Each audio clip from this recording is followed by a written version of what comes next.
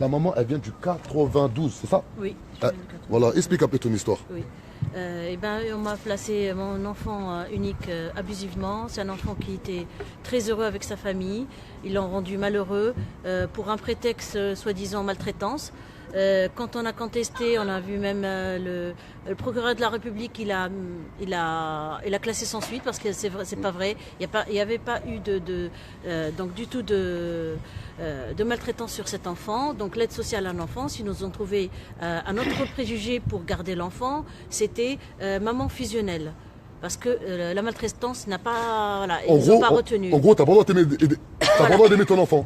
T'aimes ton enfant, t'es fusionnel avec ton enfant, tu lui fais un câlin, c'est fusionnel. Voilà, fusionnel. Après fusionnel, j'ai fait un rapport avec des vrais psychologues, un bilan psychologique pour mon fils, que j'ai prouvé que c'est pas fusionnel, que l'enfant, voilà, il est fragile tout simplement, il est très sensible tout simplement, très sensible. Ils ont dit alors fusionnel, ça marche pas, elle nous a fait tomber ça dans l'eau. Allez, maintenant c'est une maman qui fait de l'inceste sur son fils. Le câlin, quand je vois pas mon fils, je le vois 2 fois par mois seulement, et quand il vient me faire un câlin, ça c'est de l'inceste. C'est n'importe quoi.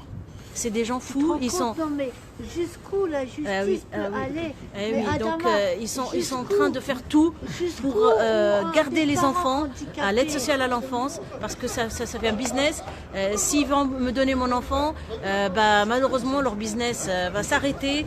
Ils vont plus avoir d'argent. Donc un enfant pour eux c'est de l'argent, c'est du business. Ils s'en foutent.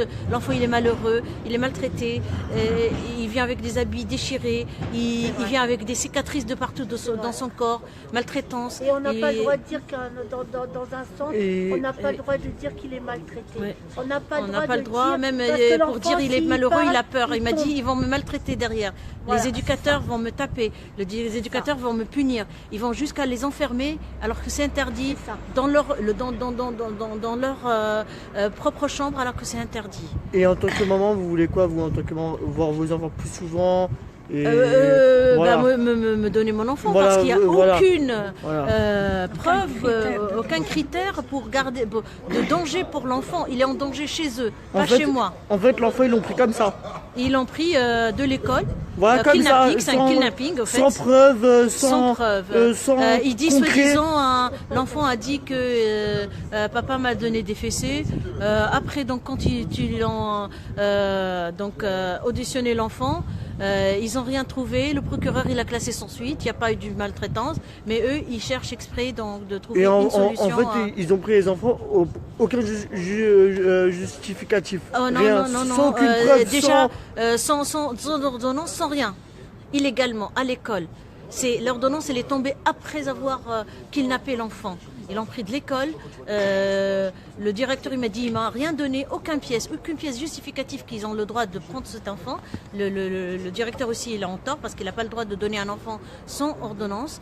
Après, ils l'ont mis au commissariat, 8 heures au commissariat. Il me l'a dit, maman, j'étais fatiguée, j'étais mort, maman, je peux plus. 8 heures, un enfant de 7 ans, il est resté 8 heures au commissariat. C'est interdit. Un enfant, c'est maximum une demi-heure d'audition.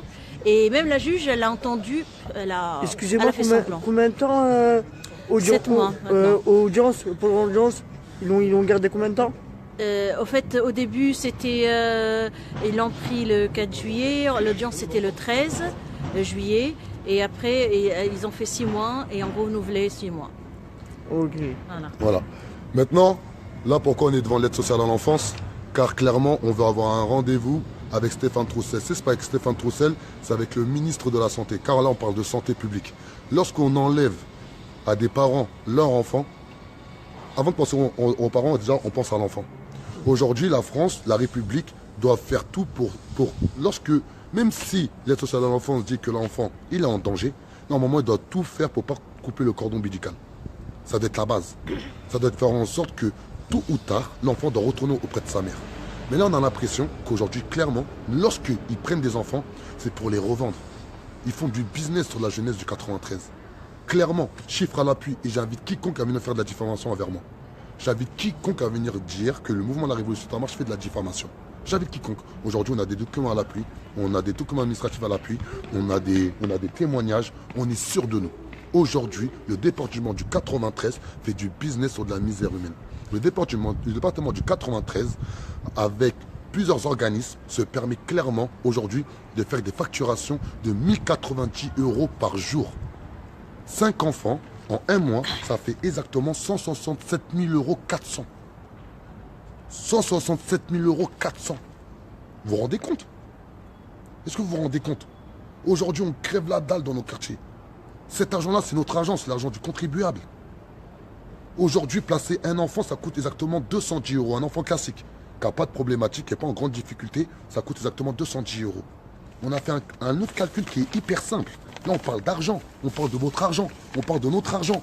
Ça coûte exactement, pour 80 enfants, sur 31 jours, 210 € par jour, ça fait exactement 520 000 €. Wow.